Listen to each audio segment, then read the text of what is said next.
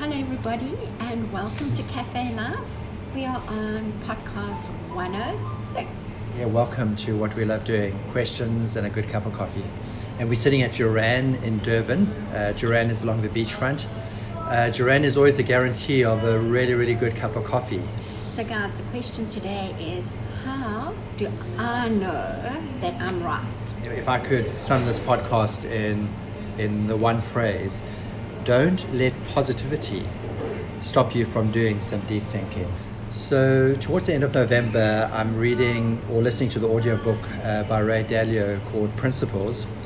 And Ray Dalio is founder of a organization called Bridgewater Associates. Now, while listening to the book, Ray puts this resilience down to some good questions, and so just the language that we love talking. And his question that he loves to ask himself is the question Mandy raised: how do I know that I am right? He says we need to move away from the statement, I know I'm right, to how do I know that I'm right?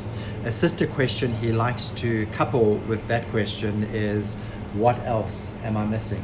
But I also really like how he just flips that whole way of thinking. Instead of just a statement, that you actually turn it into a question, a challenging question. It almost reminds me of taking that cup of coffee and just sipping on digging deeper and being curious, and what am I perhaps missing here? It's a type of question which you might not enjoy because the question actually creates a problem. It's as if somebody now has to say to themselves, oh great, I thought I'd solved this, and now I've got to actually ask the question, how do I know that I'm right? And this is a bit of work, this is a problem. And exactly, good questions, certainly a band of good transformational questions actually do that for us. They take us away from solving to actually creating a problem.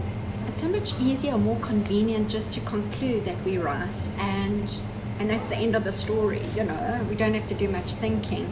And I think it's because we might not always like the answers that we come up with. Our brains give us a dopamine rush when we conclude. And so we're trying to find meaning in everything, and we like to come to conclusions.